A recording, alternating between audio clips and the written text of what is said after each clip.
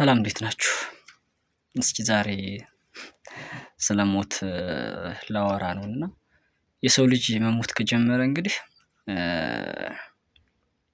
ከ7000 ዓመት በላይ ሆኖታልና ግን ሞት ሁልጊዜም ለኛ እንደ አዲስ ነው። ሁሌም በቃ ሰው ይሞታል አዲስ ነው። ሁሌ እናለቅሳለን እናዝናለን እና ሞት ተለምዶ የማይለመድ ነገር ነው። በጣም ይገርመኛል።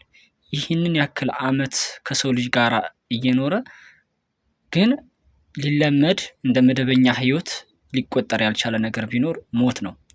ሁሌም ሞት እንደ አዲስ ነገር እየተቆጠረ በጣም ብዙ ሰዎች ያዝናሉ፣ በጣም ብዙ ሰዎች ይሰበራሉ፣ በጣም ብዙ እንባ ይፈሳል እና እዚህ ዓለም ላይ ከማይለመዱ ነገሮች ወይም ደግሞ አሜን ብለን ካልተቀበልናቸው ነገሮች ውስጥ በዋነኝነት ሞት ይመስለኛል። ለ7000 ምናምን ዓመት ያክል ይሄው ሰው በሞተ ቁጥር የብዙ ሰዎች እንባ ፈሷል። ብዙ ሰዎችም ሞተዋል። ምናልባት እንግዲህ በተለያየ ምክንያት ሰዎች ሊሞቱ ይችላሉ።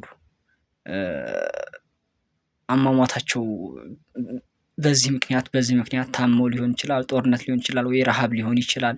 ግን ያን ሁሉ ነገር በሙሉ ብናስበው መጨረሻው ያው ሞት የሚባለው ነገር ነው። ሞት ገዛ አካል የለውም። በቃ ገዛን የሆነ ነገር አይደለም። ይሄ ነው እንትና ነው የምንለውም አይደለም። ግን ሞት የሚባለው አካል በቃ ልክ አካላዊ እንደሆነ ነገር ነው የምናወራለትም እራሱ ማለት ነው። እና ሞት የሚባለው ነገር ለሰው ልጅ በጣም ከባዱ የሰው ልጅ በጥበቡ ሊያሸንፈው ያልቻለ በክርስትናው ሞት ተሸንፏል የሚል አስተምሮና እይታ አለ፣ አረዳድ አለ።